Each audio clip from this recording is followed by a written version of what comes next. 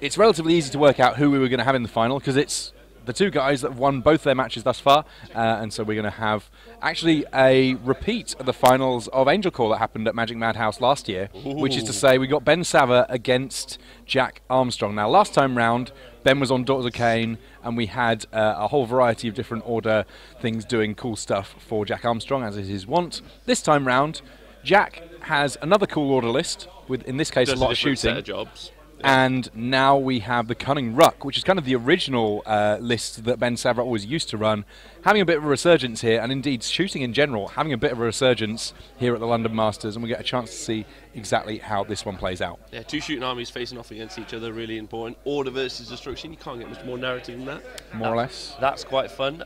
It's total commitment, that's the priority role. Is it total commitment? No, it's Better Part of Valor. Better Part of Valor, there we go. It's Better Part of Valor, but it could be over really quick. Could be over super quick. So don't blink. If we head down to the table, we'll get a chance to see exactly where they're at. No problem, there you go. And this is one of those ones where, because Ben is going first, you know, he's the one with the lower drops. Well, Ben's choosing who goes first. Yes. And Ben actually has got to decide, and Ben is taking it, aiming to win before Jack has a turn. See, that's a bold move, Cotton. All right. So he's kicked things off with, he's got his Brittle Beats, he's got his Cogs. All of Jack's Dispels are out of range because he's been trying to keep some of his key pieces safe. He's baselined some of his key units here. The key unit being in that top left-hand objective, those 40 Arcanauts with the Aether Chemist. That's the key one, realistically. That's what he's looking to protect. And try and block line of sight as much as possible to that unit. Yeah, it's going to be a rough old art, if we're honest. But yeah, there's the potential here that Ben Sava could do it all. So let's run through exactly how all the pieces of the puzzle fit together for Ben in terms of getting things going. He's got his Cogs. That means that his guys are going to be able to move an additional couple of inches. Now, Destruction, naturally, they get a little bit of extra movement going on anyway. And then we've also got our spell to potentially double that movement. Yes, which on a 7 could potentially be cast, depending on what he's looked for. So the issue is, he could potentially double his movement in the hero phase thanks to being Kunnin Rukk. So that's 10 inches. Then if he gets the spell off, normally it's 5. 5 in the hero phase, move 5, 10 inches. Gets a spell to double it, moves 10 in the hero phase, moves 10 in the movement phase, 20 inches. Could be a double to cast. Now, in this case, when he rolls a double to cast, it's automatically cast. Wow. Because of the Realmscape feature, because we're playing in Shaman. So that means an unbindable. Wait. Yeah, no, that works. Oh, nice, thanks. I appreciate that. Bindable, I don't know. Yeah. But basically, it just goes off irresistibly. However, then every unit within 3 inches takes a mortal wound. Means it would be a triple as well, which means he moves 15. Moves 15 in the hero phase, moves 15 in the movement phase, so 30 inches, shoots 18. But it does mean he's not shooting twice. Now, by my count, every single bit of casting that has been going on has been working so far for Ben. The only thing that he's missed on thus far is his reroll ones to hit has failed. Hand of Gork has gone off, though. And doubles are irresistible, which is going to mean that this is, it's going to be messy. It is going to be. It is. And also, don't forget, Ben starts with 4 command points, and he had the Aether Quartz Brooch. So he potentially, he can generate a command point back on a roll of a 5. So if he is going for that first turn, utter commitment that you may see here, that would mean that he potentially, so he's got his exploding attacks rolling on the unit on the far left-hand side, or that unit that's moving that far in the hero phase. I think he'll probably do his hero and movement phase movements at the same time. Yeah, I mean, there's not likely to be too much of a worry in terms of figuring out what's going on there. Hopefully, from the top down, we've got a great view here of everything that's going on. Now, let's briefly just talk about the scenario that these guys are playing while this movement's going on. So we've got Better Part of Valor. That means that we've got 6 objective markers on the table to begin with. By the end of the game, there's a good chance that a whole bunch of those objective markers won't be there anymore, right? Yeah, I would say that that's the right decision. I think, so what Jack has to do is he has to hold one of those objectives. Now, in the top right-hand corner, you've got the Drake Seer. that you can see, and those Celestar balusters that are stood on that oddly placed on top of the realm gate. So they've got some pretty good cover and some good saves and some good wounds. But and they're decent. Don't get me wrong. They could be shooting out characters and doing a bunch of stuff. But he wants to just shut down the Arcanauts, in my opinion, on that left-hand side. That would be what I think he's going to try and shut down.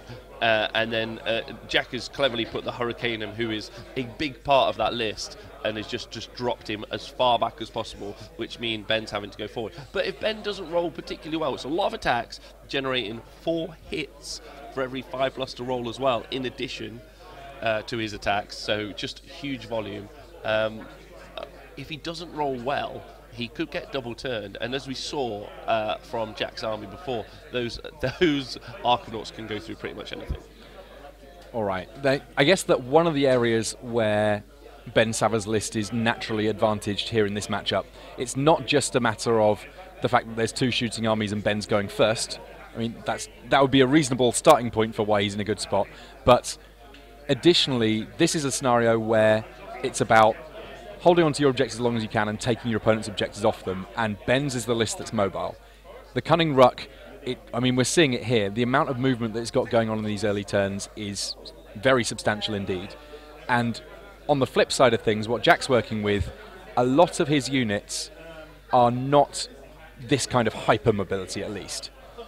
Yes, you're absolutely right. So those units of Uruk boys that they have on the back left and back right hand objective, holding on to those. That's 20 wounds really, so they're pretty competent, and it's still quite a few models as well. In those 10 models, he's not going to be able to hold 2 objectives at once. So I'm a little bit worried he hasn't put all of them just clustered around that left hand objective. Just so that if the prosecutors come over and it just happens to go a bit wrong and wonky, he doesn't end up losing. But I suppose he can take the models off from the right-hand side, so that should keep him fairly safe. But, you know, it doesn't... If there's 2 units of prosecutors, that's 6 models. He could potentially lose that left-handed objective if Jack just goes in, does the charge, and then burns it, because they're not good in a fight. But we'll see. We will. This is the reason we play it out, rather than just, you know, each person shows up with their army list and then they have a polite handshake. Oh, we don't just decide? Sadly not. Oh, okay. Maybe next time Donald writes the rules pack, he'll be able to fit us in and show us a little bit of love. The casters choose what the results are.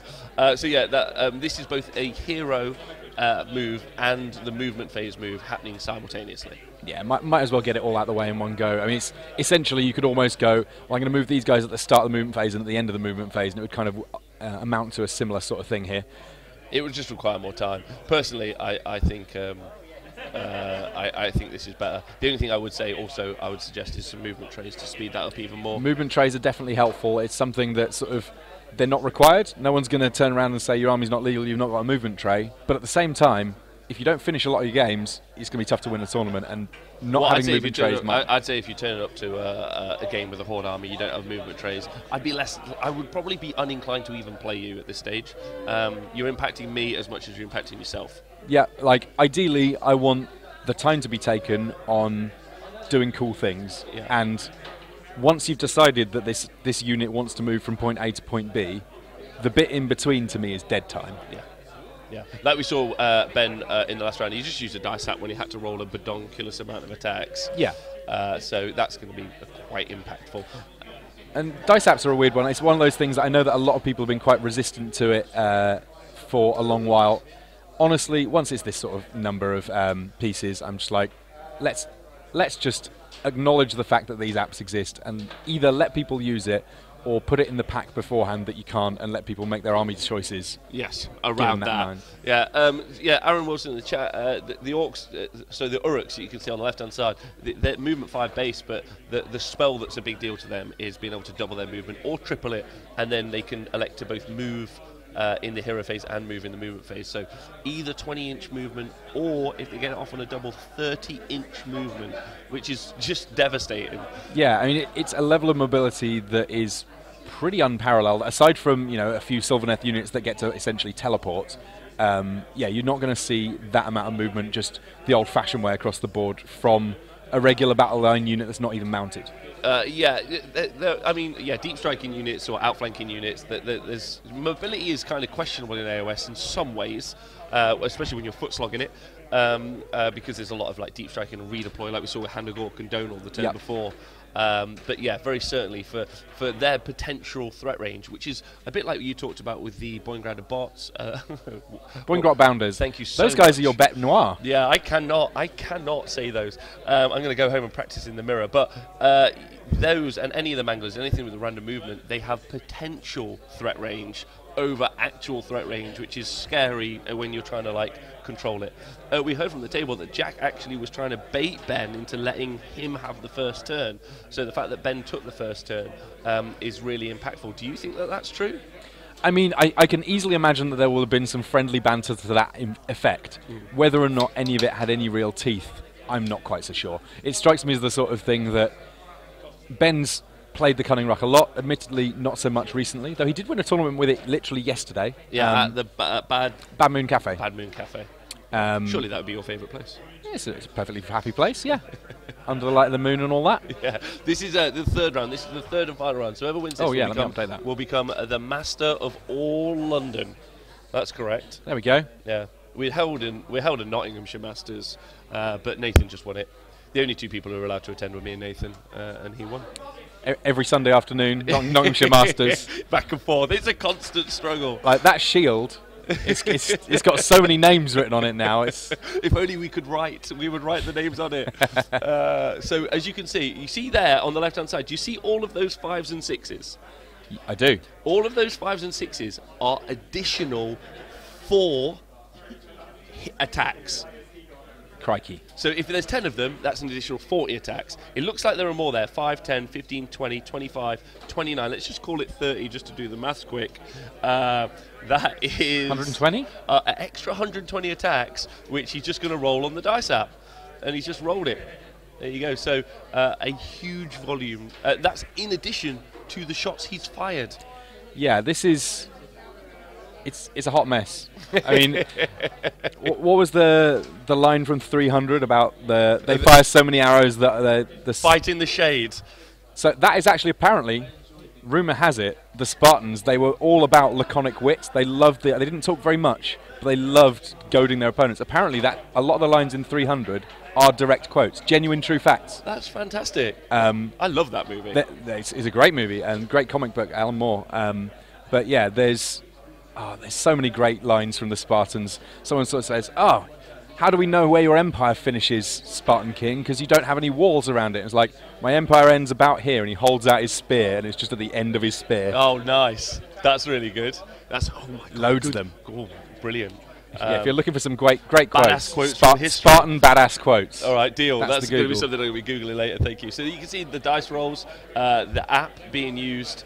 I think it's gonna be stupendous. You already hear some silly numbers.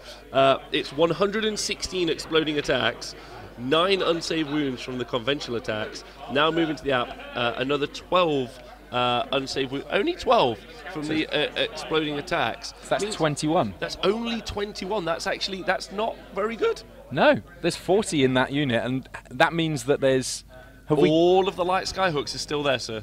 Yeah, this is interesting. Now we've got something interesting going on here because. But Jack doesn't have. Does Jack? Have we got Jack's list? Has he dropped 50 points so that he has a command point spare just in case? Jack, no, he does not. Yeah, no. He's at the full 2,000. So he doesn't have a spare command point. So they will be suffering a battle shock. So what did we say that they taken? 20. So 21 remaining. They've lost 19. So they're actually going to be a D6 plus 19. I think their bravery 7. So they're going to lose an 11 plus a D6 on top. So they will be into the skyhooks based on the bravery and the battle shock, which could be very impactful. And I think you're going to see a charge on that right hand objective. That battle shock's going to be pretty integral, I think, realistically. So the rematch. That's right. That's what we are. So many arrows right now. Yeah. So hashtag so much archery right now. We'll see what the battle shot says. The other side, they're targeting the Betrayer's Crown, Azeros. So there's an Azeros inside those woods, and then he's pretty important for the army as well, because it lets you reroll ones to hit. Hello everyone on Twitch, thanks for joining us, we appreciate you being here. If you've got any questions, hit us up in the chat. Do you know what would be cool is if we could get that app so that it comes on the screen. I think I can do that. Yeah, we probably can. We should do that one day. Yeah, let's just... Yeah, don't worry, me and Tim are going to reinvent live streaming. We've already reinvented it several times, but we're going to reinvent it even harder. We're just going to make it the best. Can we get like a live streaming alchemist-style workshop full of potions? We won't use those because it's dangerous in the electricity, but... Yeah, we can do some stuff. Oh, nice. Let's do it. I really appreciate that, thanks.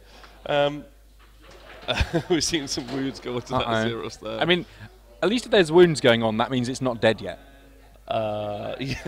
That's one way of looking at it, right? That's a healthy way of looking at it as well. I'd be quite upset about the damage into those Arcanauts, but you know, that seems fine. So the charge going into the archers there. From I forgot to mention the double movement spell also makes them fly. Did I mention that? You did not mention that. Gives them the fly keyword, which is why he was measuring over there. So he's rolled a 9, I'm pretty certain. Yeah, he did roll he rolled a 9. He's got the cogs up, so that's an 11.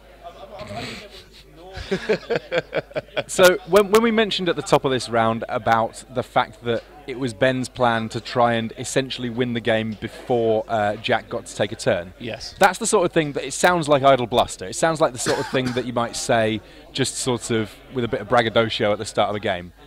There's a very real chance that it's possible that maybe not in every matchup that you could do it, but there are matchups where Ben will, with this sort of a list, essentially win the game on the first turn. Well, so to let you know what is going to happen, at the end of his turn, he's going to burn the centre objective.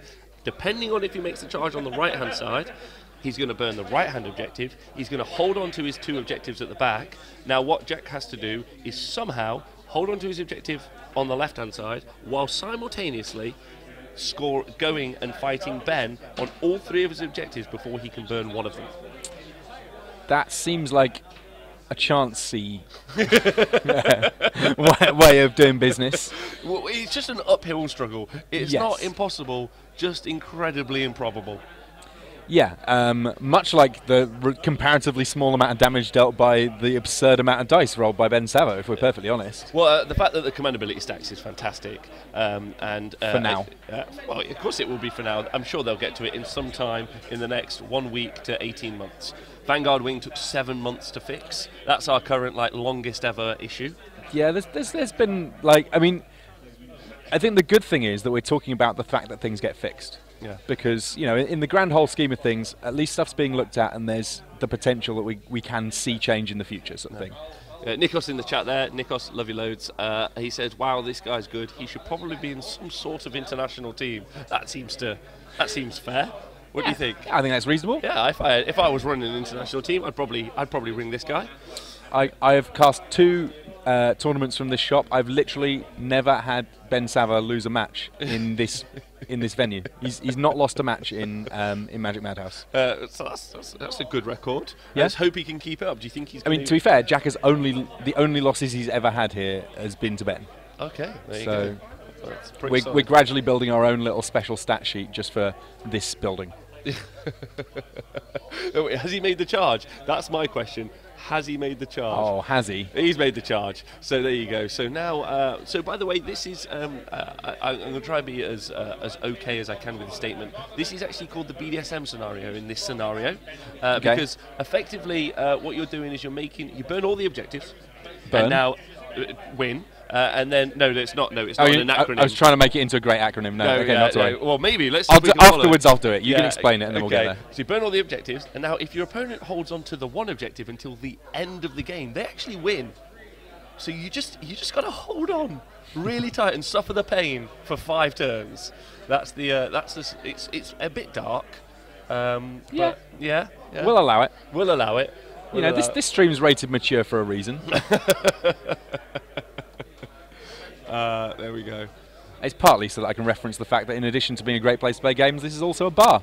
and you should come along and have a cheeky pint while No, you play I think games. that's actually really cool. And the staff here, by the way, I don't know that they Luke were, over there, yeah. Yeah, real friendly. I had Yeah. a real nice chat with them. So They're doing great work. Normally I'd be behind the bar myself, but today I'm behind the commentary desk, and I'm all right with that too. You enjoying it? Yeah, always. Oh, that's good. You've been doing this for years, by the way. I have. This is Tim, if you've just joined us, and Tim has done streaming and live commentating for 15 years, something like that. Wowee. But new to Age of Sigmar, you did the New Angel to, one. yeah, I did Angel Core, but this is only my second Age of Sigmar. But we will be, our stream setup here is pretty much hardwired in, so we can be streaming games every day of the week apart from Mondays, because we're not open on Mondays. We be streaming. Yeah. Yeah, nice. That should be maybe your go live. We be streaming now. We can do that. Yeah. But yeah, it's the sort of thing that if there's particular matchups that you want to see, if you want to see other stuff going on, we can try and organise that. get that going on, get that top-down view and get some games in. Ben, I like the positioning here on this. So he's only put enough models that he needs to capture and burn the objective, while at the same time making a defensive screen to stop that dragon doing its work. Yeah, and this is the high-level play right here. This is the details of movement that, like, for me, when you say, oh, I'm charging a unit, I'm like, great, I'm going to get as many figures in base with that unit as I can, because it sounds like that's what a charge is. And, you know, it is what a charge is. But actually, this is a charge plus. You're doing so much more with this charge by leaving a lot of the units strung out in front of what else you got going on. All right, well, that's one unit just taken off the board. Yep, yeah. I mean, they're not great, but then also the Free Guild militia are also not great either. So that's fine. The Zeros took one wound in close combat, and then so the Arcanauts also one Uruk on the far left-hand side. So under the noxious oculum, that you can see there, one of the Savage Uruks has been able to get within 3 inches of the Arcanauts, which is a big deal. But I'm pretty certain they're going to they are going to suffer a battle shock. So he's going to be able to. Oh, he's piling them in. So Dragon. There we go. Our tabletop reporter Andy has told me that I can start looking at train times now. He thinks this is over quick. What are your thoughts? I think there's every possibility that this one might be one of the quicker games that we've had over the course of things. Obviously, sadly, we weren't able to get the full game in for our semi-finals with Ben against Donal. But yeah, this one, it seems to me like turn 3 is not going to be necessary. No. Oh, well, it depends. It depends on the burning, but yes, you're right. If you guys are joining in, you want to hit. If you guys want to hit, the shop has had an upgrade to the penthouse. You're now on the top floor. On the top floor, we've got all sorts of heating in the cold weather. We've got a nice little roof terrace that in the summer is going to have a barbecue. So when we have our summer tournaments going on, we've got a big Blood Bowl tournament running next month. You invited me to the barbecue party because I hope I'm coming down for that. That sounds fun. Come on down. That sounds fun. We'll have a little veggie section on one end of the barbecue, and that'll be maybe cook up some halloumi for you. Oh, come on. You've got to, we're in London. There's got to be a bunch of vegetarians. There really are. I mean, in this room, in this tournament, we've got a bunch of vegetarians, so that's good. We'll be fine. That's good. All right, so as you can see, 2 of the objectives have been burnt by Ben. So 2 of Jack's objectives specifically. So what Jack has to do now in his turn, we'll find out what happened with the battle shock phase there with the Arcanauts, because I expected them. We expected some of them to die, right? Yeah, I think so. I mean, there's no starting command points for Jack's list, and he'd not had a turn to gain any command points at the beginning either. Yeah. Tristan Gray. We'll do some Tiki Bar nights. That won't be an issue. We'll sort that out. Live stream some Tiki Bar nights. We'll have a great time. Yeah, no issues. Like, I'm excited because once this round finishes, I'm off the clock and I have a cheeky pint myself. Oh, Tim, that sounds like a great adventure. Yeah. I'm just back live on the TheHonestWargamer tomorrow night, where I'll be discussing this. I shall tune in. As well as some other things. Where I've got a special guest. John, the organiser of the Bobo event, will be coming in to discuss. Excited about that. I'm heading to Bobo this year. Oh, yeah, and you're taking your gits, right? Taking the gits, yeah. Just going to get as many games in as I can prior to that, so I'm tournament ready, but I'm excited. It's going to be fun. Oh, nice. Just Mork's Mighty Mushroom as much as you can and Scuttle Tide. That's the plan. That's a good plan. So we'll find out from the table what's happening with the battle shock. No battle shock. So we'll find out what's happening there. But apparently, somehow Jack had no battle shock to take. Maybe it's the free city rule. I don't think it is. It has +2 to movement, and it gives you. It gives you +1 save on the first turn as well. +1 save on the first turn. And yeah, it may be that we're just missing something here with one of his units that gets to do something convenient, battle shock wise. Yeah. Well, we'll find out. We'll find out how exactly, and then we can come back to you. But if they are alive, then he's still not in it. All it is he's got more models to move around the table while he's trying to figure out how to deal with the next hail of shots that will be coming out from Ben Sava relatively soon.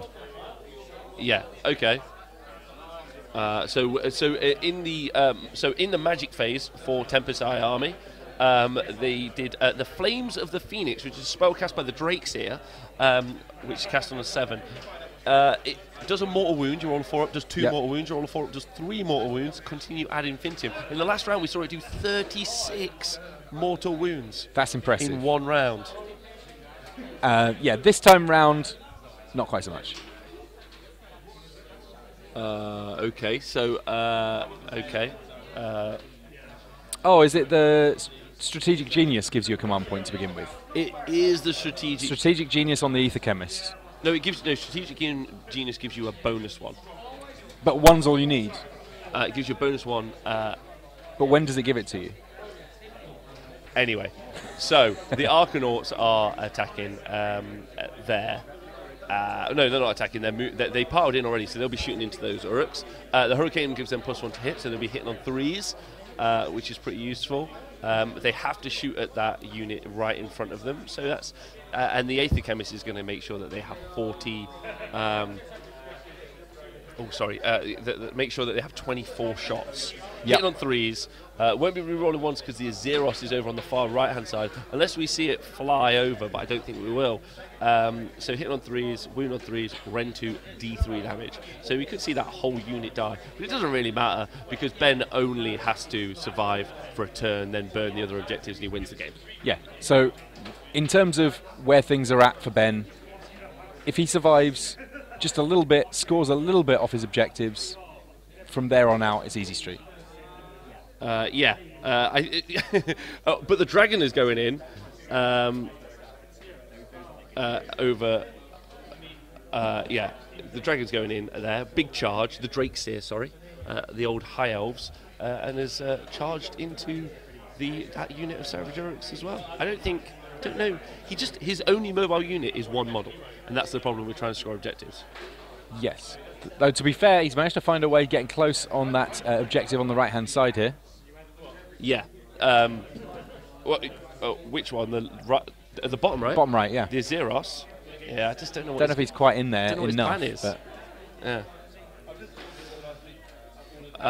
Right, yeah, so great question, Shishabar. I think while we're watching some movement, we could quickly check out the list. Is that all right? Yeah, we can jump across to some lists. Let's have a really look nice, at Jack's list to begin with. So let's just bring that one up. There it is. So, yeah, he's got a Tempest Eye army, so this is a Firestorm Allegiance, which allows you to take a variety of units, and that's the Drakeseer, the Aether Chemist, who's got the Strategic Genius trait.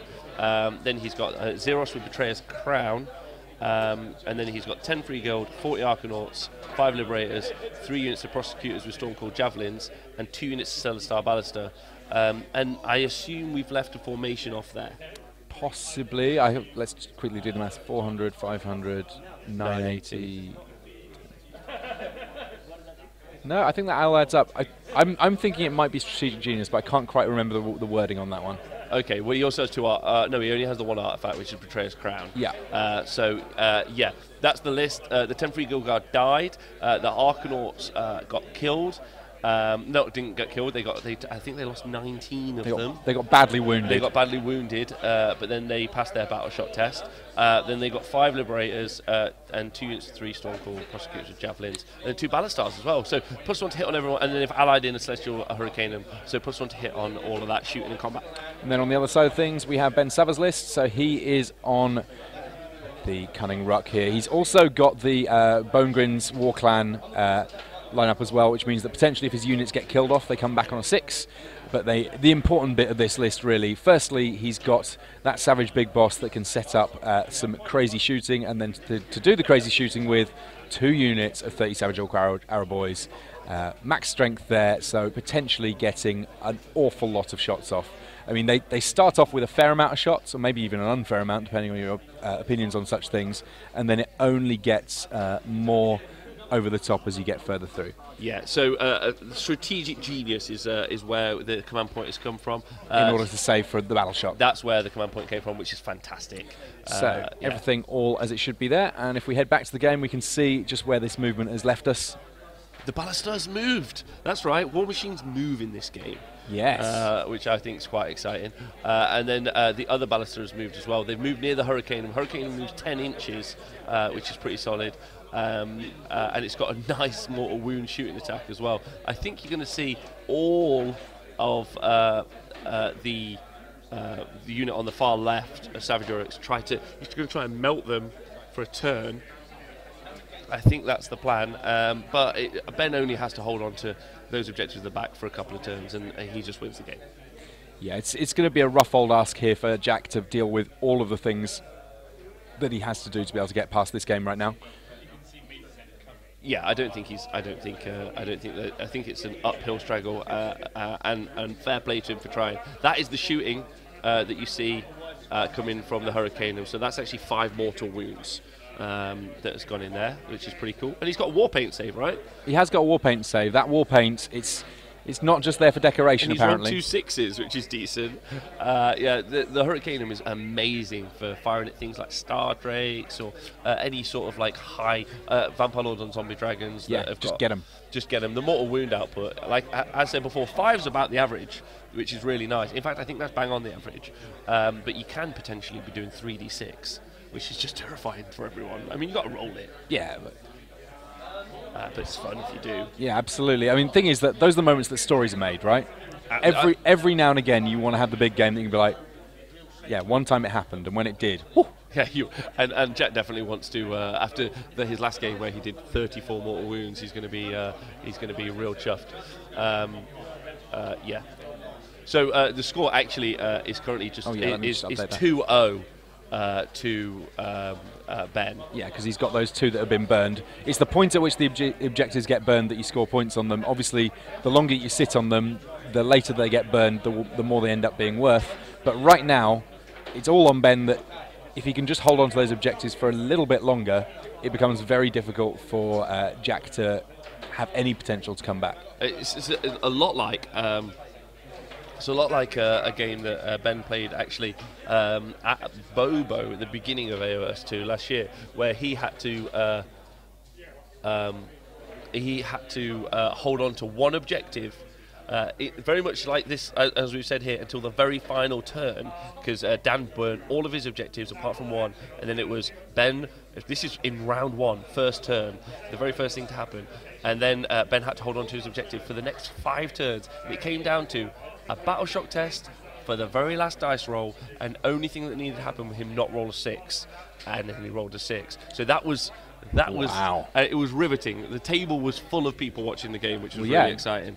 And that's one of the cool things here. It's something that's not obviously apparent from looking at the top-down view, but we have had all of the games, not just our on-camera game, that we've had a whole bunch of people in and around and watching, because it's like, if you're looking for a good way of getting better at any game, watching people that are really good at it play well, that's how you do it. I mean, obviously, ideally you play against them so that you can learn it that way, but sometimes, we've got a bunch of people that showed up and literally said, I'm going to come along and watch some games. Yeah, watching it on the TV. The reason we do, the reason I do the streaming is so people can watch it and learn. Yeah. You see there. So Hurricane was charged in. If we're in the charge phase, it means we're past the shooting phase, and those Arcanauts don't seem to have shot very many of those dudes. They're not called dudes, are they? They're called Savage Orc Bowmen. Yep. They're not dead. They are very much alive, and that's very much a problem for Jack Armstrong right here. Yeah. However, what he has done is he has the Drakes here. I think he's trying to burn that centre objective and get himself a point back. He's looking to kill that block of 10, which is strung out in the centre there. That's his aim, I'm pretty certain. No, wait, 1, 2. No, that's part of the block of 30, right? I believe so, yeah. It must be part of the block of 30 of Arrow Boys. So that centre line from the centre objective up into the top left, that's the... Yeah, it's sort of an inverted Y that we've got going on there. Yeah, that is the Arrow Boys. We've seen some combat in the top right-hand corner where the Azeros and the Prosecutors are fighting. Interesting to see if we see the Drakes here do his work. Because he can potentially do 3d6 damage. Yes, 3d6. Enough to really put a dent in what's going on here. But will he? That's the question we need to ask ourselves. Let's find out what our in-field reporter said. So the Betrayer's Crown has done 6 wounds, and the Drake is now fighting. And I think we've seen... where have we seen him? I suppose he's got the other unit on the right-hand side, the bottom left-hand corner, who are also holding the objective as well. So the Drake probably not able to burn it this turn.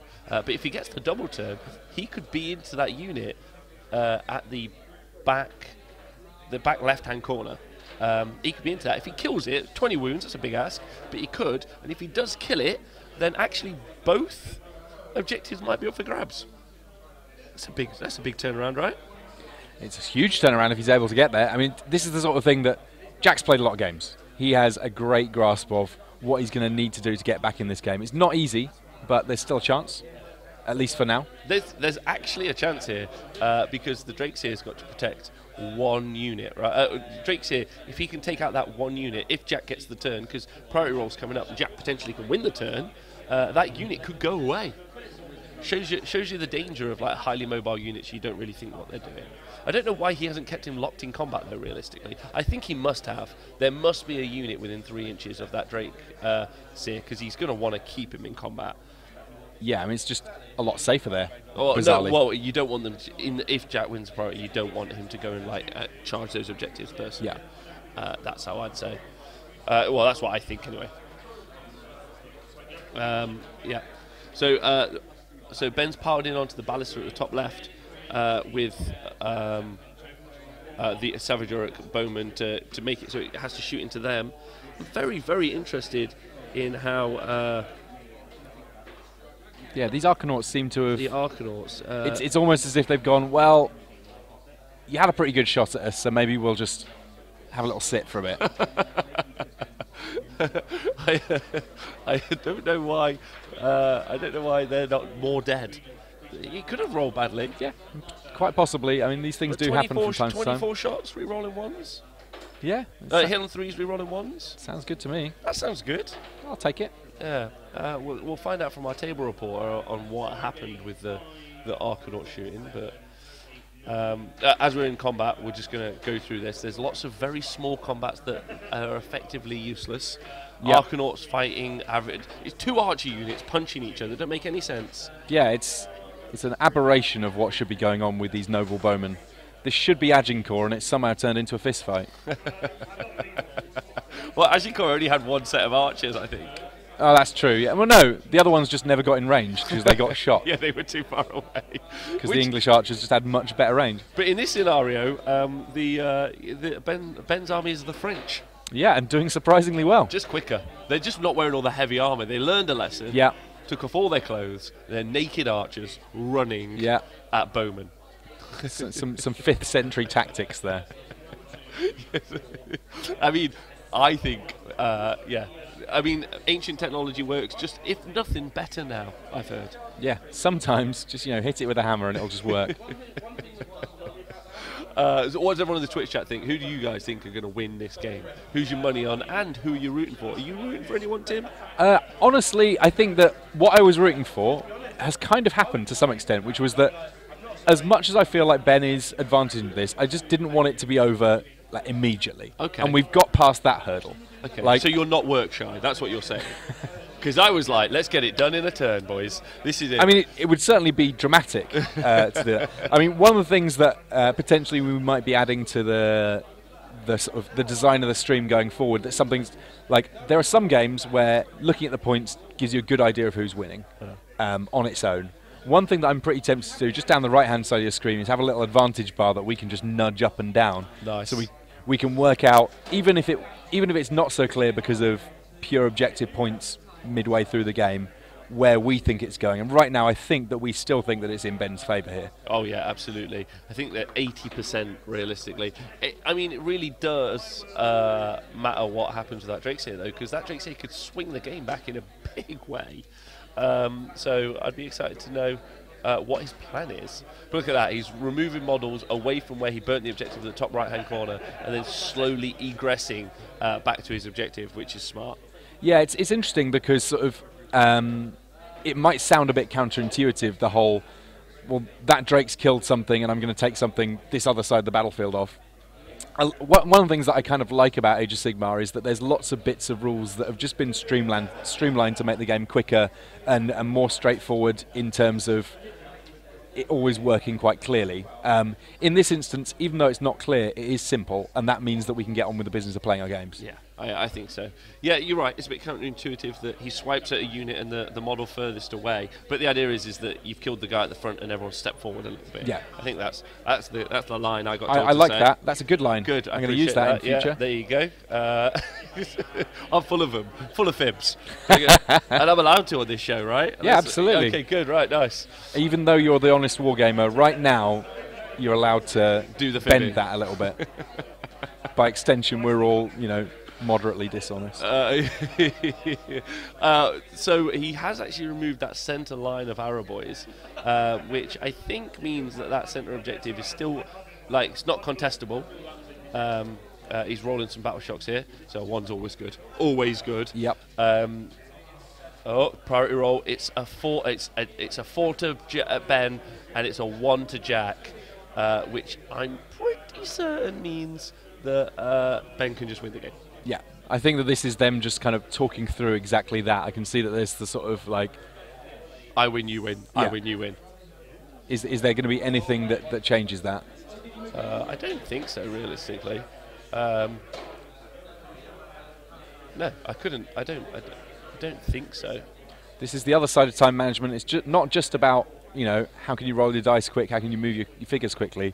Sometimes, if it works out that, so Ben has one priority. If it works out that it is a literal certainty that a game is going to go a particular way, then you might call it a little bit earlier. And this is not going to be a point where secondaries are important or anything like that. Nope. It's just a matter of get the major, get the trophy, get to go home maybe a little early, have a cup of tea. Because one of these is going to be the winner. Yeah, someone's going to get the hammer, someone's going to get the shield.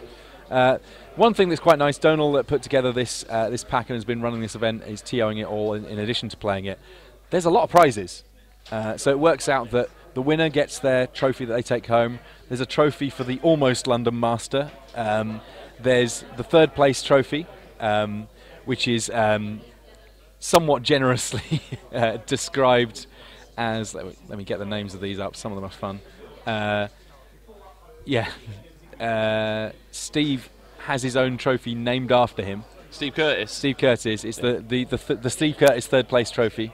There's a whole bunch of trophies basically for those that maybe didn't make it all the way to getting the big hammer at the top, but still get something for their efforts. Because we wanted to make sure that even if it works out that you lose in the first round, so you can't get the big hammer, you still got something to play for. And we had a lot of good games going even off camera around the tables today.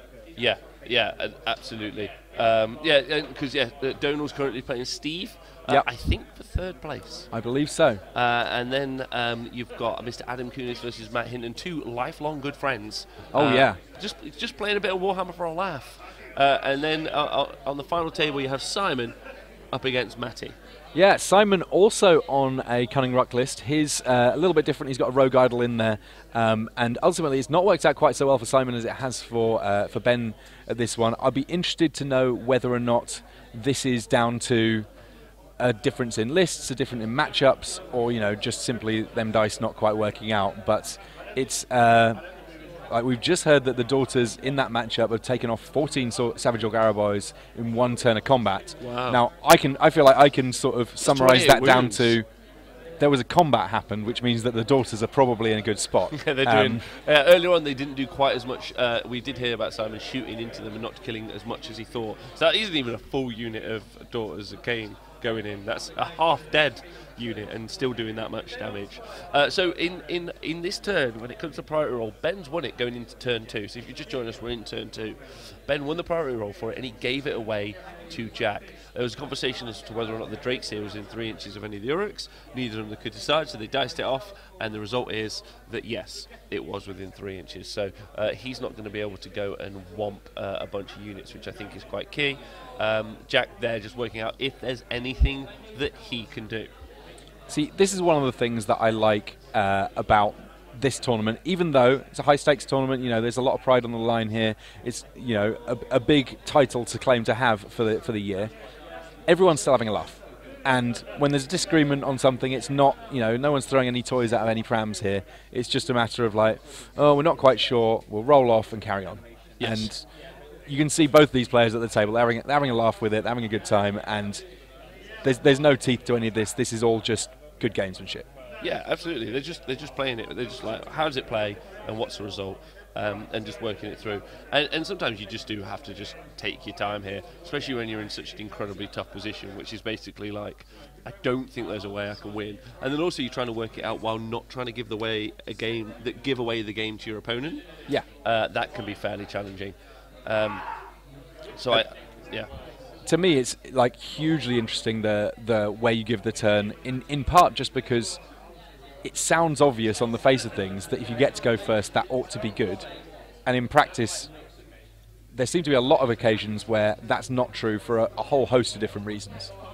Yeah, so the Zeros there, not the Zeros, sorry, the Prosecutors, they are flying over. They've obviously ran, so they won't be doing any charging, I'm pretty certain.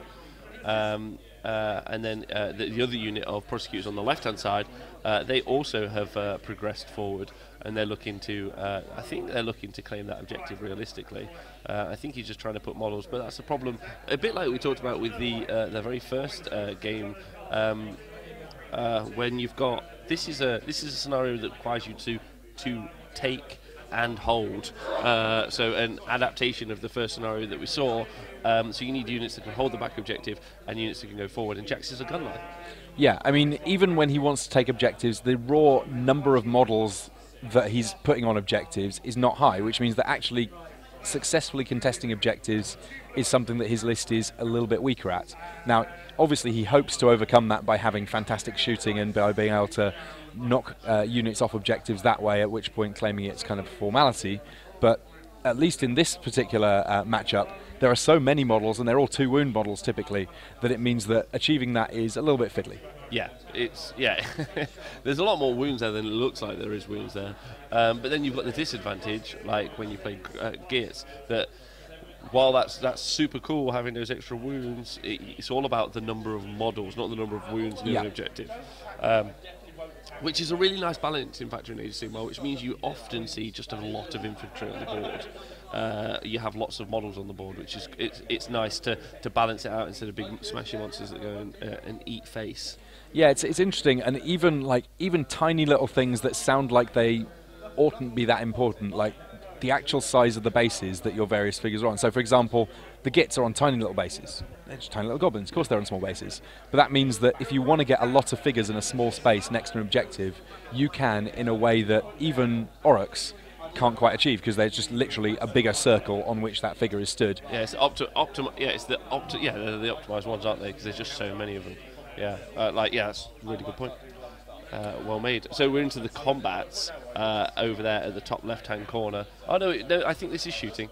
I'm pretty certain this is shooting, if I'm honest. Over there. So Jax had no hero phase. So Jack cast his mortal wound spell from the Hurricanum. Jax is in his hero phase, and he forgot to do it. So he went back, and then he did the mortal wound phase. Mortal wound. Sorry. Spell. There we go. The mortal wound phase. I mean, the hero phase is essentially often the mortal wound phase. Occasionally a little bit of extra movement, a little bit of extra shooting, just to make it even harder to keep track of what's going on. Thanks for that, Ben. Yeah, especially when you're going backwards. Yeah. Yeah. But I mean, I think this is another example of the sort of the good-natured way that this tournament's being played. That, you know, Ben goes, "You missed that phase," rather than saying, "Well, you missed it. I guess you lose." He'd rather have a good game. Yeah, no one needs that. No one needs that. It's not the LVO, is it? It's just. Well, you can tell it's top-down cameras. Well, I mean, it's not blue. Yeah. And the commentary's okay. We have moments. Well, you're excellent. You're doing pretty good yourself. I'm a big fan of Tim. Yeah, I know, but like, I can't say that about me. That just sounds bad. So I compliment you, hoping you'll compliment me back. Reciprocal. Yeah, but that was nice that you did. Yeah, I thought you were going to burn me. You're not an objective, mate. Nice. I like that a lot. Anyway, combats. We're in the combat phase. No, shoot phase. We shoot phase. I'm pretty certain. We were just finishing off the hero phase, I think. No. So Jack's struggling to get the orcs out. 5 skyhooks make it through the fire at the back. So only 1 hook hitting and only 2 wounds being dealt here. These Arcanauts, they had a great game 1. Game 3, not done so much. No. I mean, admittedly, they got targeted down pretty heavily by Ben on the first turn, but to be fair, they then got to keep their hooks, and their hooks haven't quite been able to dig in. I don't think that unit has not died today. Wow. Yeah. That's saying something, because there's been some carnage that we've seen in our tabled matches here. Yeah, they're hanging on, aren't they? They're hooked in. Yes. Yeah. I see what you did there. Yeah, I like it. Well, you made such a good one before. I felt like to just come back with something otherwise. Just firing back and forth. We're in a shooting meta game all of a sudden. Oh, nice. This is good. It's on point, that. I don't think there's anything Jack can do. Yeah, I mean, the reason that we're getting a chance to have a bit of fun here is because essentially there's very few areas where Jack is meaningfully impacting the result of this game now, because in order for him to pull it back, he needs to deal with so many different things at the same time that it becomes very, very difficult. Yeah, I couldn't agree with you more. We're seeing some charges. Is that a 12-inch charge? Am I just seeing? No, I don't think that's Jack's dice. No, we're seeing the Drakeseer going. So Drakeseer's doing what I thought he was going to do, which is he's going for the charge. There you go, he's piling in, and he's going for. He's just trying to contest. He's just going to try and contest that objective in the centre, at least a little bit. Because you can't hold 2 objectives, but it's currently his turn. Jack's turn, so Ben technically, it's an awkward one. Yeah, I think I know what I'm saying. I think he can potentially take that centre objective. That's where we're at. It's a good starting point. It's helpful. Yeah, it's. I mean, we're skirting the edge of kind of not losing for now, with the plan of, well, I'm going to not lose for a bit, and if I can do that for long enough, then I can win later. Yeah. But he's not going to be able to win the game for a few turns here. It's a matter of making it through to that point where he can potentially convert it and somehow get the win, get the trophy. Something big has happened on table 2. We're not exactly sure what. I'm pretty sure that he's cast Nick It, and he's been able to nick an ethereal amulet from a vampire lord. That is my guess as to what a very simple hand gesture from Donal might have in fact meant. I've stolen it. It's all mine. So the prosecutors failed their 3d6 charge of 7 inches onto that left-hand objective. Someone can run the math hammer on that, but I'll tell you right now, it's not pretty. It's 11's the average on 3d6, right? But to fail a 7 on 3d6. Oh yeah, you fluffed it. Yeah, like if you fail a 7 on 2d6, you feel a little unhappy. Yeah. This is the average, which means every time, right? No, that means that a little less than half the time, you're not going to make it. And in combat at the top, the Liberators have been attacked by the Savage Orcs, having a good old scrap up there. So that unit of Arrow Boys has really hung in, right? Yeah, I mean, it's something like, again, like these are the things that I like to see when I'm figuring out a list. Sort of on paper, you look at the Kunnin Rukk and you're like, right, there's a bunch of Arrow Boys, they're going to shoot a lot, and you plan for that and you make your tactics around that. And what we've seen from Ben in this tournament, but also what we've seen from Jack, for example, in Game 1, is that sometimes you need to be ready for the fact that actually these shooting units will get themselves into combat and will occupy a different strategic role, at least for a turn or two. Yes. And making it a little bit more grey area and a little bit less black and white just means that you can build your tactics for future games that you're playing a little bit better. Yeah, and also still because the thing a lot of people don't really like play around is when you're playing with your opponent in this game, and if you're trying to look a couple of turns ahead, you sometimes look at the board and you think, well, I've lost. But that really requires your opponent to do all of the things that you think that they're going to do. Yeah. Which is very different to probably what they will do.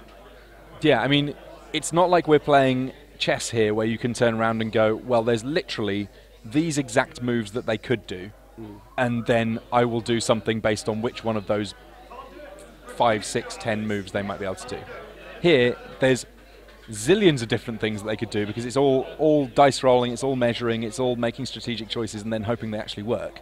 And it means that making a plan and following through on it is not as mapped out, I suppose. Yes. Yeah, it's so fluid. So I think Jack's played a lot of Age of Sigmar, obviously. So I think what's really sensible is he's just playing it through. He's like, well, maybe Ben will make a mistake. Maybe he'll give me an opportunity, or maybe he'll give me an opportunity to win. Yeah. Which is pretty key, right? But will Ben make a mistake? That's the kind of question we're at now, right? And honestly, starting a turn where the best way that you have of winning is hoping that Ben makes a mistake does not strike me as a winning plan most of the time. No, it's not. But I mean, and Ben's put him in that position. But sometimes you just have to take the position you've been given and go, okay, there is still a path to victory, even if it's just a chance. We're now into Ben's turn. So Jack hasn't burnt his objective, obviously, because he's trying to hold on to that for the final 8 points. So now we're just sat on the. We're sat on what Ben's going to do. If Ben kills the Drakes here, he isn't killing the prosecutors. Those prosecutors are in cover. That's pretty decent. That's fairly strong for them.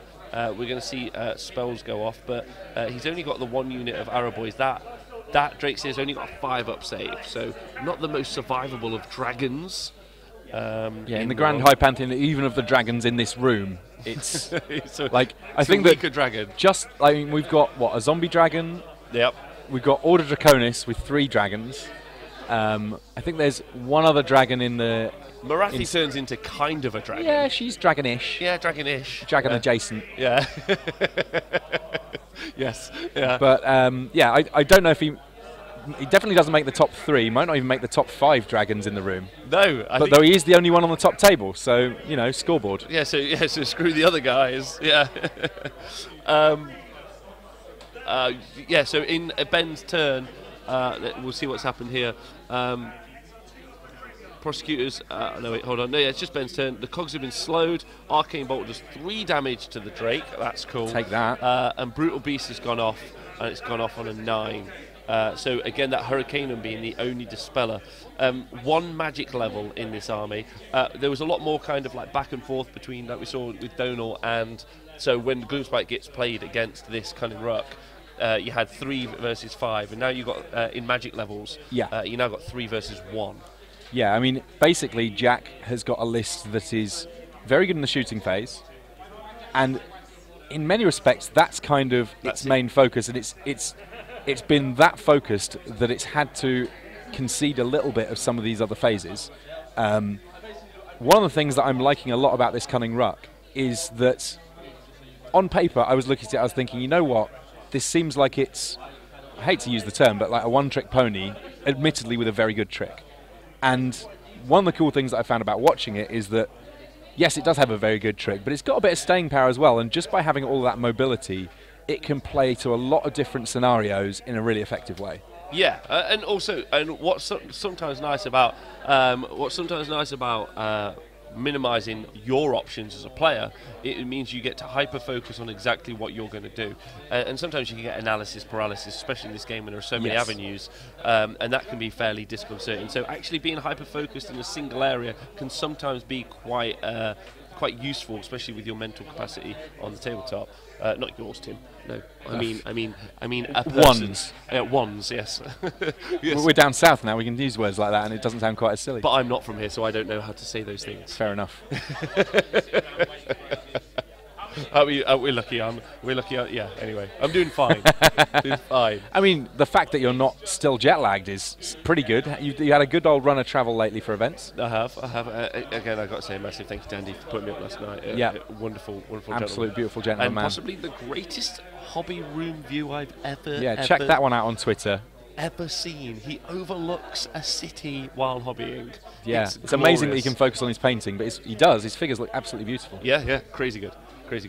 So we're just seeing the Uruks just stepping backwards to hold their objective, which is what their plan is.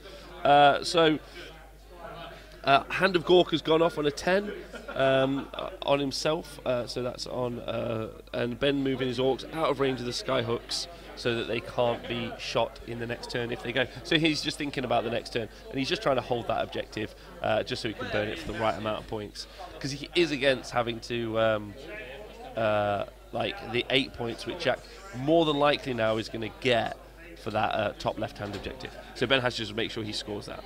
Now, I like the way that Ben's played this, because looking at the first turn, there was the option that Ben had of basically going super far ahead on points by burning early, and then just going, all right, challenge extended. Yeah. The way that he's actually playing it is he's playing it a little bit slower, but in some respects a bit more decisively, in as much as by leaving those objectives around for a little bit longer, it means that it's much more difficult for him to end up in a losing position on this, even if it takes a bit longer.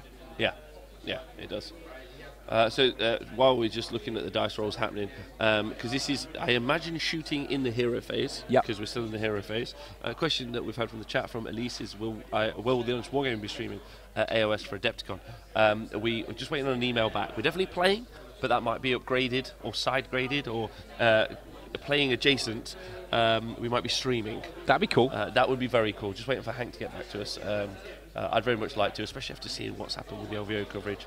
Yeah, I think the 40K, the AOS community in America deserves some really good coverage. I would say so. Yeah. Yeah. So I just hope we do that. I'd rather not work, if I'm honest. Yeah, go and check it out. I'd rather just go play. Hang out. I'd rather play. That's way cooler. Yeah. Plus, I quite like playing Warhammer. It's quite fun. Yeah, I mean, conveniently, it is a laugh. Yeah, I enjoy it. Plus, I've got this wicked endless spell list that I really want to chuck. Yeah, there's been a lot of good talk on endless spells. Like, I must admit that the early Gloomspite Gits review you did definitely coloured my feelings on where I wanted to go with some of the endless spell stuff on that, because all of them have merit. All of them are showing up in LVO lists. Donal was playing 2 out of 4 of them here. They're just really powerful. He took 3 in total, right? 3 in total, yeah. He's got his Geminids. Got to have some Geminids. Got to have some Geminids, yeah. I'm glad that was impactful, because they are just a big deal, yeah. Right. So the Drake's here is kaput. That's one of the... That's the game, in my opinion. Yeah. Normal shooting, 11 wounds. I got to say, the Drake dies. Now all of those Azeros are in cover. Sorry, not Azeros, prosecutors. There we go. But they are going to take some damage. Yeah, I mean, it's like, if we were we had our checklist of things that Jack was going to have to do to get back in this game, keeping that Drake alive for just a little bit longer was a big part of what was going on there. A very big part of what was going on there. So I think, I mean, there is the unit of prosecutors on the right and the unit of prosecutors on the left, but they're just not going to be able to do enough damage, I don't think. And there's also the Knight of Zeros.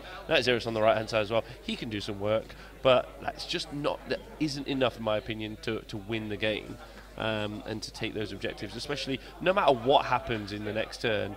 Whoever wins the priority roll, they're just going to get diced off. Yeah, there's not a lot of wounds. 6 wounds between those 2 units, and then the Zeros with his 5. So not lots. I mean, what I do like about the fact that scenarios are so important in AOS is it means that sometimes, even if you've got a mismatch on the board, you can come back from that by some good strategic objective play. But right now it feels like the pieces on the board are the kind of defining factor. It's going to be tough to come back and score when he's also, on the board, not looking great on points. No. And losing that key piece. The Drake's here was his key piece for going and grabbing objectives and going and doing work. And let's not forget, Ben won this priority roll. That Drake's here was alive a turn longer than maybe it should have been. Yeah. But I think that was just to consolidate his position realistically. And he had pinned the Drake in, which was cool. Monsters that can't fight their way out of combat really are hampered, because if you've got enough bodies to hold them in, and that can take it, which is what I really do like about the retroactive inspiring presence now. Yeah. That's actually really impactful. You can play Hammer and Anvil because your opponent doesn't know which units you're going to make immune to battle shock, so they can't play. Whereas in the old way, where you just chose a unit, you'd attack the other unit. Yeah. At which point it didn't really feel like you were using that to any massive effect. It was just sort of a bit of a feel bad. I mean, you could play around it, but now it's more I'm making decisions, you're making decisions, which is cool. I like that interactivity. I don't know if that's chess, but something like that. Yeah, like we're being smart. Yeah. Tactical. Is it a tactical board game? Is this? Yeah, pretty. Yeah. Would you say so? I would say so. Tabletop game. T-sports. T-sports. T-sports. I like that term. I'm fine with that working out because it's the You sort of okay thing with that. Yeah, I mean, Twitch is full of esports, and that's lovely. Yeah. But sometimes you want to be able to look your opponent in the eye. Just right in the eye, if they've got them. And then roll a 6. For priority. Yeah, you do. All day long. We call it the looky-loo. You look them in the eye and roll the dice without even looking down at what the number is. And then you smile and nod. That's the only way I roll priority. I make them tell me. Did I win? You tell me. Boom. Yeah. So the Drake's dead, but we've heard some info from the other games. And on table 4, playing for the wooden spoon, we've seen that the Witch Elves do 68 damage to the several Uruks in one combat. Looks as if the tabling might be on the cards. So we might see wooden spoon and a victory. Uruks win, Uruks last. Wow. An Uruk sandwich. Yeah, they've just perfectly put the entire rest of the mortal realms in between these two hot slices and pushed them together. Yeah, a terrible pie that no one wants to eat. I mean, it does put a bit of a question mark in terms of if you're looking at these lists and you're going, all right, where do I go next? You're saying, okay, I'm looking for some good inspirational lists to help me figure out what I want to be doing in this metagame. And you go, well, Kunnin Rukk did great. Except for the fact that sometimes they didn't. They are different lists. There's a rogue idol of Gork in Simon's list. Yes. So that is very different to Ben's list. Yeah, and I think that he's had to sacrifice an extra character and indeed some formations to be able to fit all of that in. So Ben's just debating which objective to burn if he wants to burn an objective, because he does only have to hold on to one of these to equal out Jack's 8 that he's going to score. But coming onto the priority role, maybe he's not too confident about fighting those prosecutors.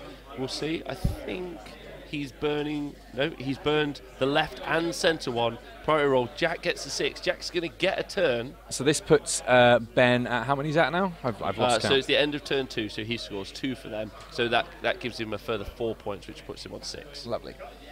I don't know. Was that the right decision? I think that probably was the right decision. But it does mean he has to hold on to that far right-hand objective for the next 3 turns. All right, let's settle in. Let's settle in. Okay. All right. Maybe. I don't know if I would I have done that? I'm not sure. So it's now 6-0 at the top of 3. Would I have held on for another turn? I think I would have been tempted to. I'd have held out into that centre objective for another turn. And I can resist everything but temptation.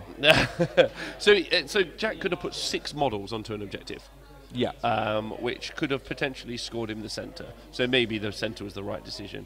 But the left-hand objective, I think that felt fairly safe. Yeah, I mean, he had bodies there. I mean, they're not necessarily the scariest of bodies in an offensive sense, but there was a lot of wounds there, plus the numbers of models to begin with. And in terms of what Jack was going to be able to put onto that objective himself, yes, maybe you could throw in some shooting around on top, but yeah, I'm not sure about that one.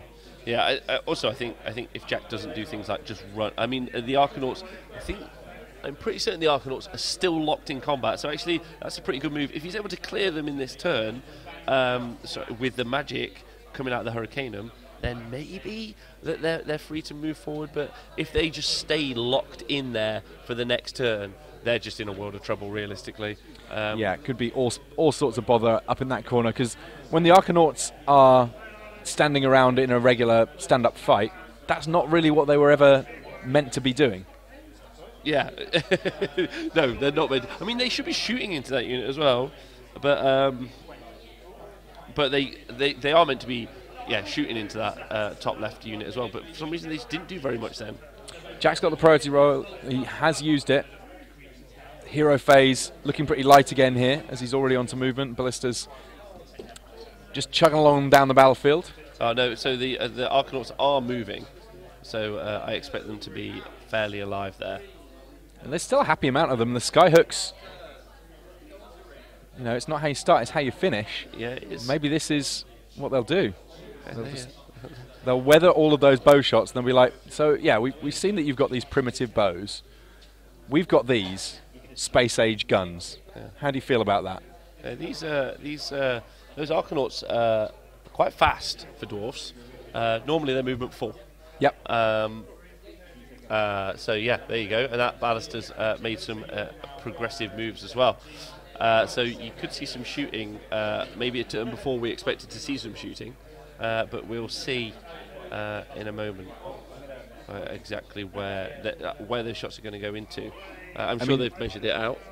Yeah, like for the ballistas now, I mean, the things that they really want to shoot are literally the opposite side of the battlefield. I'm not quite sure how much he's going to be able to get going, but in terms of what Jack needs to do to be able to win this game, he needs to go straight off that last objective, right? Yeah, he does. This turn as well, because otherwise Ben can just burn it in his next turn, or in this turn, sorry, in this round. Yes. So then he scores 4 points, which puts him 10-8. So that's just a win for him. I'm pretty certain he should be able to, because the Arcanauts and the Ballistas are just not close enough. There isn't anything really that's close enough. The Azeros is in there as well. I mean, he's got a lot of stuff, but he has to take it this turn, which means he has to focus that very back unit. But that's still 20 wounds of Uruk that he's got to take out. I just don't think he can. He doesn't have the range. I mean, the Ballistas could go crazy. Yeah, absolutely. We've seen it happen, just not yet. Yeah, I just don't think that. I don't think they. I would say that this is next to impossible, but we'll see. You're saying there's a chance then? No, I don't need to call it. I think that's good. If you guys, yeah, he's doing this is the mortal wound shooting. So he's going to do. There we go, 4 mortal wounds.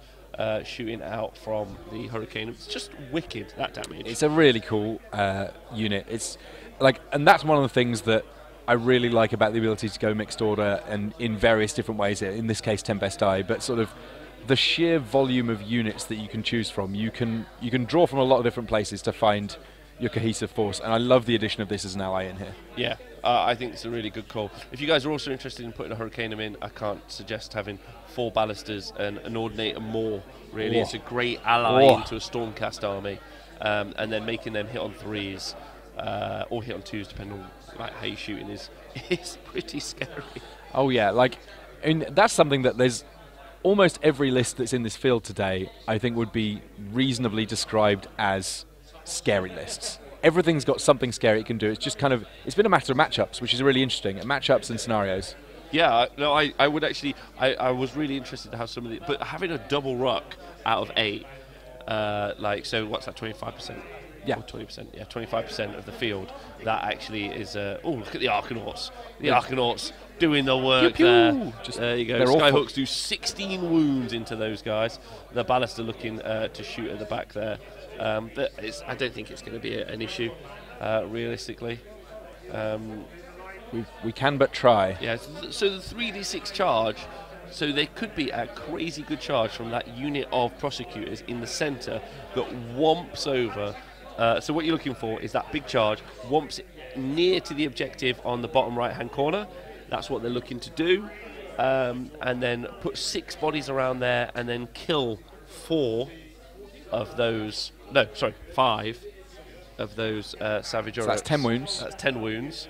And then it's the game. Yeah, I mean, yeah, then the game is very much on. So let's see what Jack can get going here.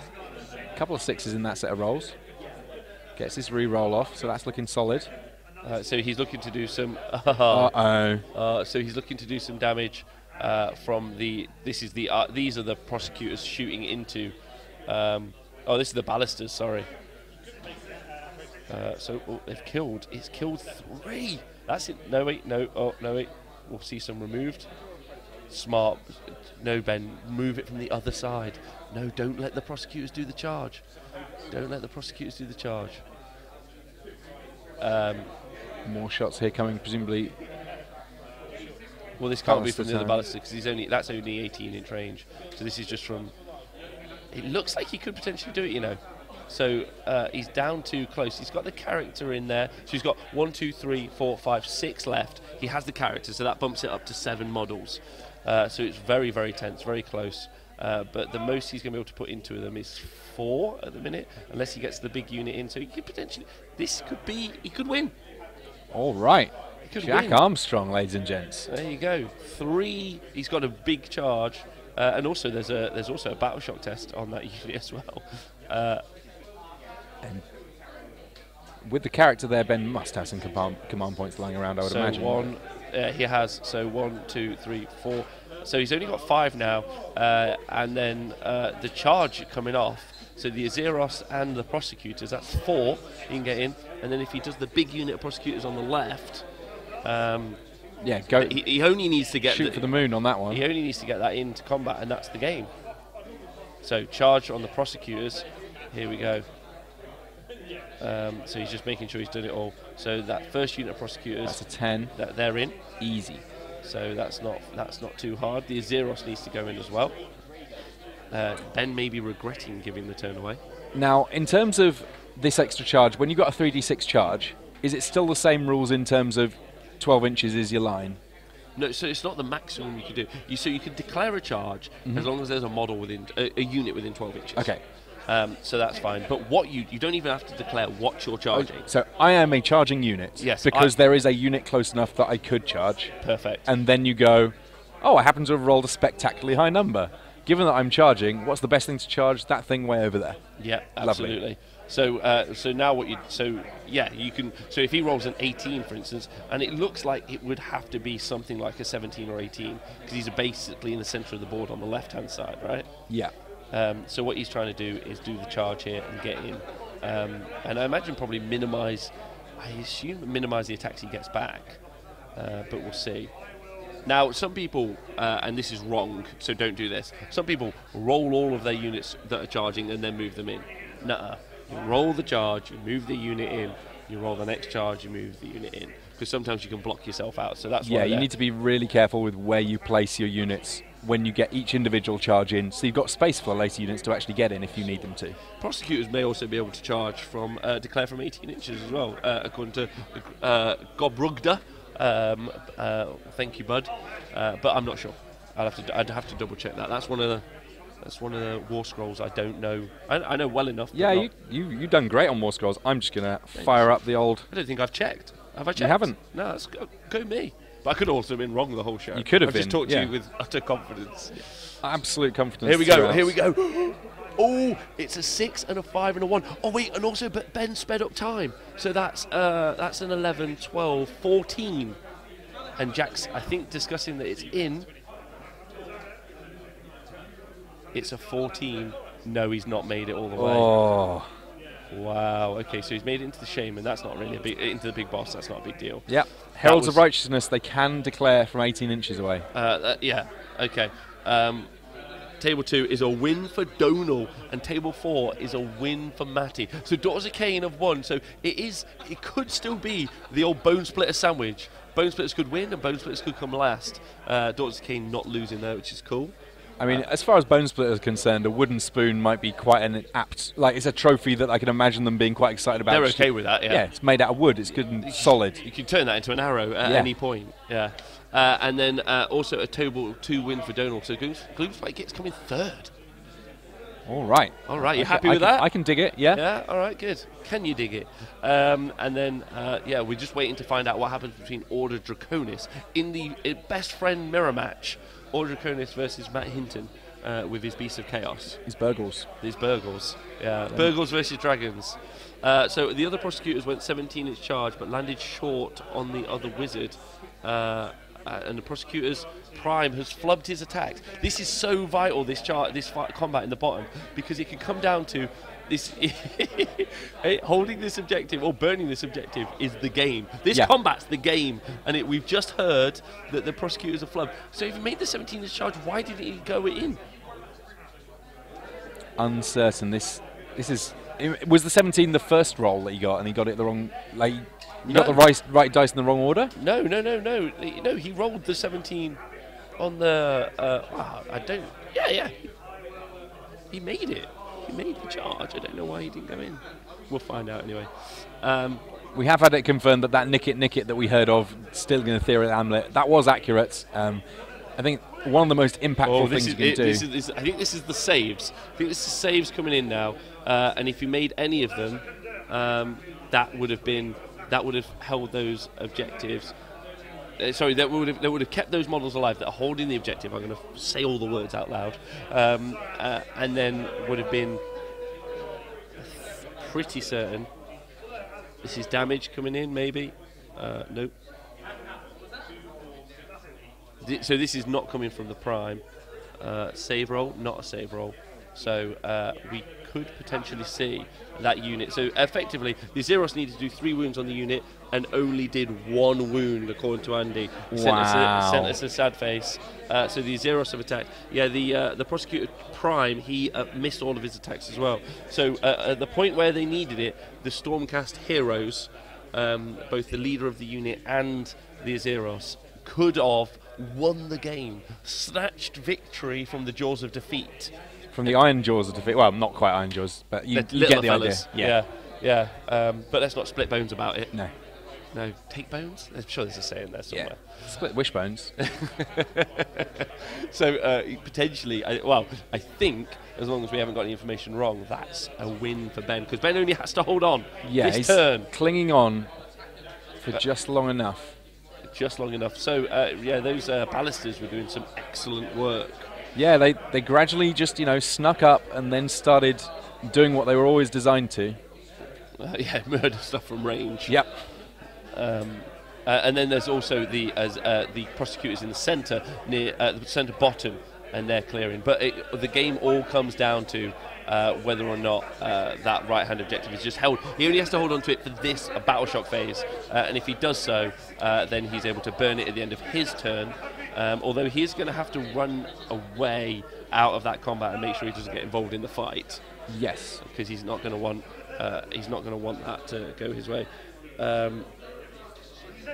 Right, okay, so yes, we have heard that the turn has been confirmed. It is a win. It is a win for Mr. Ben Sava. He's given Jack's given the turn away. Not given the turn away. He's given the victory.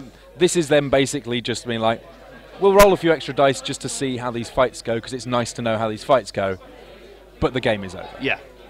So the winner, the reigning champion, the London Master, king of Welbeck and Moon Pie Road. It's not called that.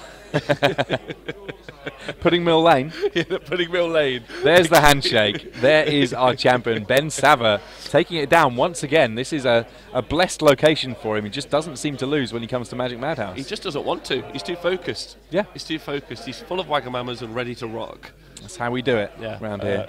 We might as well jump on back, and this is the trophy that for now we get to wave around, but soon enough we're going to have to give it away, sadly. Yeah, to Mr. Ben Sava. Mr. Ben Sava, he's done it. He's done it again. And with that, we have our final champion. We've got a couple of games that are just kind of, looks like Adam and Ben are just finishing things up over their way, but we have a fair idea on how the overall shape of our tournament has been, which is mixed bag for destruction. Very good performance for Ben Sava. Sadly, the wooden spoon going to Simon with another Kunnin Rukk. Good for the Gits though. The Gits coming in third, and once again, Jack Armstrong, another one of these players you just always have to look out for, having a good run today as well. Yeah, I got to say that was a very tense game. That considering how it started as well. Very, very, very close. Those prosecutors doing their work and counting realistically. A little bit of a longer charge. And that would have been the game, really. Yeah, and like, this is the sort of focus that Jack has to sort of recognise where he can potentially eke his wins out there, even in spite of that awful start for him. Yeah. Nearly got there, didn't quite make it, but we got a chance to see a really good game there between two great players. Every time these two play, we end up with a fantastic game. Last time round at Angel Core, it was Donald and I commentating on that matchup, and again, they had one that went right down to the wire. Feel free to check that one out on YouTube. Maybe you're watching this one on YouTube now. For those of you that aren't, that were joining partway through this tournament, all of these matchups will be that we've had on camera will be going on YouTube, so you'll be able to check out them afterwards.